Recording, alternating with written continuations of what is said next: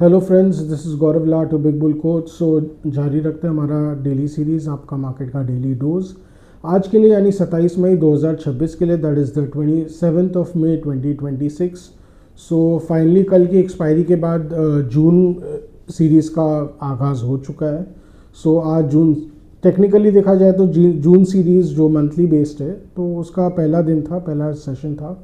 सो वैसे आज एक्सपेक्टेड था कि मार्केट जो है वो एकदम म्यूटेड सा ही खुलेगा, ना इधर ना उधर। सो कुछ वैसा ही हुआ। हाँ, ये है कि HDFC बैंक का एक झटका था सुबह सुबह, बट उसके कारण थोड़ा एक बार निफ्टी गिरा नीचे, बट एक बार के लिए संभल गया। बट करते कुराते निफ्टी जो है वो अगर लास्ट में देखें तो 6.5 पॉइंट्स गिरकर 23,907 पर बंद हुआ। That is Nifty closed 6.5 points down at 23,907. सो वही बैंक निफ्टी जो है वो 239 पॉइंट्स गिरकर 54,854 पर बंद हुआ। That is it was down 239 points, closing at 54,854। So सुबह को देखिए HDFC बैंक का एक हल्का सा बैड न्यूज़ आया था। वो ये है कि कल शाम को बेसिकली ये आया था कि HDFC बैंक में जो इंटरनल ऑडिट चल रहा है उसमें ऑडिट कमेटी ने एक 45 करोड़ रुपए का डिस्क्रिपेंसी पाया।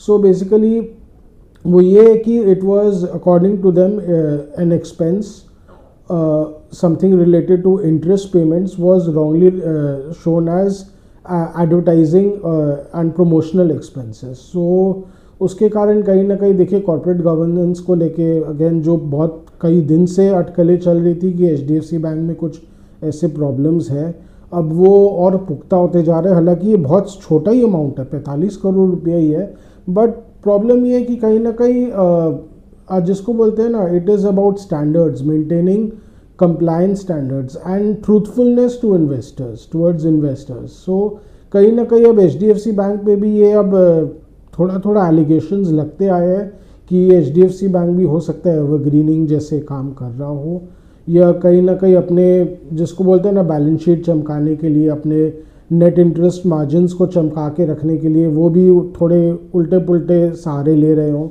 या क्या पता अपने NPAs को थोड़ा हाइड करने की कोशिश कर रहे हो।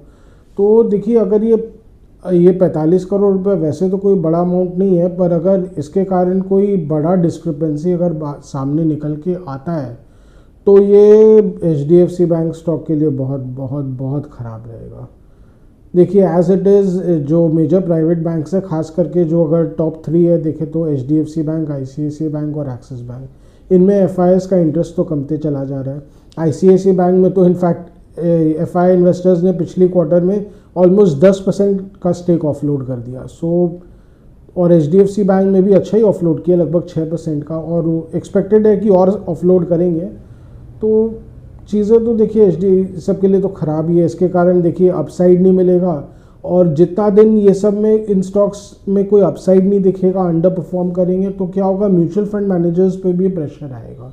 देखिए जो इंडेक्स फंड्स वाले इन्वेस्टर्स हैं या म्यूचुअल फंड जो इंडेक्स फंड्स हैं, उनको तो कोई फ़र्क नहीं पड़ता है, उनको तो इंडेक्स के अकॉर्डिंग चलना है। पर जो डिस्क्रेशनरी फंड्स हैं, जो लार्ज कैप फंड्स है, वो धीरे धीरे ऐसी कंपनियों में अपना वेटेज कम करेंगे, तो उसके कारण देखिए म्यूचुअल फंड्स की तरफ से भी डिमांड कम हो जाएगा। तो अब FIs डंप कर रहे हैं, तो फिर क्या होगा, लास्ट में जो गवर्नमेंट आंटी है, LIC है, और उसके अलावा जो PF का रुपया आता है, NPS का जो रुपया आता है, वही सब खरीदार होंगे, पर स्टॉक जो है वो वीक होते चला जाएगा। तो अगर आप देखिए ऑलरेडी वैल्यूएशन तो अब पे असर आने लग गया। HDFC बैंक का जो प्राइस टू बुक है वो लगभग अब it is almost now at 2 times only, 2 times books. एक समय था जब ये स्टॉक 4.5 से 4.5 का प्राइस टू बुक वैल्यू होना तो बहुत आम बात था HDFC बैंक के लिए। It was a very normal thing. जब ICICI बैंक का प्राइस टू बुक वैल्यू 2 गुना के आसपास चलता था, तब HDFC बैंक को 5 गुना price to book valuations enjoy करने मिलता था। So it was at that time it was enjoying a super duper premium, अच्छी खासी प्रीमियम पे ट्रेड कर रहा था। पर धीरे धीरे अब आज के दिन वो प्रीमियम एकदम से इरोड हो चुका है, और मुझे डर ये लग रहा है कि आगे चल के हो सकता है इसका जो प्राइस टू बुक वैल्यू और गिर जाएगा। In fact it might even come down as times go ahead to around 1.75। ऐसा क्यों? क्योंकि देखिए इसका सालाना अगर आप देखें तो अराउंड लास्ट जो इन्होंने पिछली जो FY25-26 है इसमें इनका EPS ऑलमोस्ट 50 रुपये था। तो आगे चल के कुछ ना कुछ तो देखिए ग्रो करेगा ही, तो देखिए उसके कारण और प्रेशर आएगा ही। सो अब अगर स्टॉक अप्रिशिएट नहीं करेगा तो क्या होगा, बुक वैल्यू तो बढ़ेगा शेयर का, तो प्राइस टू बुक वैल्यू आप देखेंगे फिर धीरे धीरे कंप्रेस होते चला जाएगा। सो इसके कारण देखिए क्या है कि इन्वेस्टर्स का जो इंटरेस्ट है और कमते चला जाएगा, but it is a part of the game. I hope कुछ मेजर डिस्क्रिपेंसी नहीं निकल के आया, अगर नहीं निकल के आता है तो ठीक हो जाएगा, पर कहीं ना कहीं उसके कारण देखिए स्टॉक तो प्रेशर में रहेगा। और अब FIs जिस तरह अग्रेसिवली बेच रहे हैं तो मेरे ख्याल से वापस कभी ले भी नहीं पाएंगे, क्योंकि यहाँ पे तो अब प्रॉब्लम ये है ना दैट जो जिसको बोलते हैं ना इम्पैक्ट कॉस्ट जब भी स्टॉक्स बढ़ने लग जाते हैं तो इम्पैक्ट कॉस्ट बहुत बढ़ जाता है। सो FIs चाहे तो अगर 10% नीचे वो चाहे तो 100 करोड़ शेयर बेच लें, पर अगर वो चाहेंगे कि 100 करोड़ शेयर वापस वो 10% ऊपर मार के ले ले, ऐसा कभी होने नहीं वाला है। तो यहाँ के लोकल इन्वेस्टर्स को इतने बेवकूफ़ नहीं बैठे हैं। जब FIs को अगर बड़े बल्क में बाइंग करना होगा तो उनको प्राइस को डबल करके लेना पड़ेगा, जो वो कर नहीं पाएंगे। So basically now it is FIs जो डंप कर रहे हैं, इट इज़ मोर और लेस अ परमानेंट एग्जिट। वो वापस इन स्टॉक्स को ले भी नहीं पाएंगे, शायद वो जानते भी है, बट ठीक है, it's part of the game. तो ठीक है, HDFC बैंक का तो काफ़ी डिस्कशन कर लिया। सो मेन मार्केट पे आते हैं। तो बेसिकली अब मेन मार्केट पे तो असर पड़ना ही था, तो एक बार के लिए तो नीचे गया Nifty, it went into red, पर कहीं ना कहीं रेस्क्यू कर लिया गया। उसके अलावा देखो एक और हैंगओवर ये था कि आज ITC का स्टॉक जो है वो एक्स डिविडेंड हो गया, तो स्टॉक ऑलमोस्ट 8-10 रुपये नीचे था ही सुबह से, और वो नीचे का नीचे ही रहा अगर आप लास्ट तक देखें तो। लेकिन मेटल शेयर्स में आज सुबह से तेज़ी थी, तो मेटल शेयर्स में तेज़ी थी, और उसके बाद जैसे सुबह को थोड़ी तेज़ी आई, no doubt bulls tried the best. Nifty जो है वो इनफैक्ट 23,980 के लेवल तक गया, हालांकि थोड़ा जिटरी था, पर लग रहा था क्या पता 24,000 तक वापस चला जाए। पर जिस तरह HDFC बैंक की ठुकाई हो रही थी पूरे दिन, तो देखिए 1.5% तो स्टॉक नीचे खुला ही था, और जैसे जैसे दिन आगे बढ़ा इसकी पिटाई होती ही चली गई। सो ऑब्वियसली 5 करोड़ से ज़्यादा शेयर्स की ट्रेडिंग हुए हैं, जिसमें ज़्यादा 50% से ऊपर डिलीवरी है। सो देखिए ऑब्वियसली स्टॉक को तो प्रेशर में आना ही है। The stock in fact closed almost 3% lower, 3.25% नीचे गिर के बंद हुआ HDFC बैंक का स्टॉक। उसके अलावा ICICI बैंक भी थोड़ी पिटाई हो गई। तो बैंक निफ्टी, हालांकि बैंक निफ्टी पे उतना असर नहीं पड़ा, बिकॉज कुछ PSU बैंक से बाकी प्राइवेट बैंक्स ने थोड़ा मेकअप कर लिया, बिकॉज उनमें अच्छे गेंस देखे गए। बट अगर आप मेन बैंक्स देखें इन तीनों की तो बहुत पिटाई हो रही है। सो एक्सिस बैंक इनफैक्ट नाउ अब तो एक्सिस बैंक अच्छा लगने लग गया, जो मेरे को पर्सनली बहुत अच्छा नहीं लगता था। ICICI बैंक कुछ खास नहीं कर रहा है, बट एक्सिस बैंक अब धीरे धीरे मुझे थोड़ा अच्छा लगने लग गया, because of the relative outperforms the stock can show. So वही बात है। और हाँ, एक चीज़ बता दूँ, देखिए अब HDFC बैंक का प्रॉब्लम क्या हो गया कि देखिए HDFC बैंक जो बहुत ही रिटेल फोकस्ड बैंक था, मीन रिटेल कंज्यूमर्स को ही अब फोकस करता था, पर प्रॉब्लम ये है कि अब सारे प्राइवेट बैंक्स वही करने लग गए हैं। तो अब HDFC बैंक को भी मजबूरी में SMEs को लोन देना पड़ रहा है, उसके अलावा कॉर्पोरेट्स को भी थोड़ा आगे बढ़ के लोन देना पड़ रहा है अपना बुक साइज़ को बढ़ाते रहने के लिए। सो देखिए HDFC बैंक का जो एक पहले वाला मोजो था ना, जो एक्स फैक्टर था, वो एक्स फैक्टर तो ऐसे भी नहीं रहा। सो अब वो तो भूल जाओ। और उसके अलावा सर्विस क्वालिटी तो इनका माशाल्लाह हो ही चुका है। तो प्राइवेट तो देखिए सारे प्राइवेट जो मेजर प्राइवेट बैंक्स हैं, कोटक बैंक फिर भी देखिए पर्सनली मैं मेरा खुद का अकाउंट भी है, तो आई विल ये डिस्क्लेमर दे दूंगा, उतना ख़राब नहीं है, it is relatively good. But at least ये जो 3 प्राइवेट बैंक्स का ज़्यादातर लोग अब यही बोलते हैं कि इन ब्रांच सर्विस तो अब ज़्यादा कुछ रहा नहीं। सो ये भी एक फैक्टर्स है जिसके कारण अब इनका वैल्यूएशन पहले जैसा नहीं रहेगा। तो बाकी मेन मार्केट में तो देखिए मेटल्स में तो अच्छी तेज़ी थी। आज हिंडाल्को फिर से स्टॉक आज तेज़ हो गया, तो ये जो स्टॉक है 4 से 4.5% ऑलमोस्ट बढ़ के बंद हुआ। देखिए मेटल स्टॉक्स में एक बहुत मेजर बुल रन चल रहा है। सो जो इन्वेस्टर्स जो ऑलरेडी होल्ड कर रहे हैं वो आराम से बैठे रहे, चाहे निफ्टी यहाँ से कुछ ना करे। हो सकता है निफ्टी 23,000 से 24,000 के बीच ही पड़ा रह जाए पूरा साल, पर मुझे पूरा बोलते हैं विश्वास है, आश्वासन है मुझे कि मेटल शेयर्स तो अच्छे करते रहेंगे, बिकॉज देखिए मेटल्स में बहुत बड़ा बुल रन चल रहा है। आप जानती है कि दुनिया जो है इलेक्ट्रिक की ओर बढ़ रही है, उसके अलावा धीरे धीरे पेट्रोल और डीजल की जगह अब इथेनॉल हो सकता है आगे चल के सब कुछ टेक ओवर कर ले।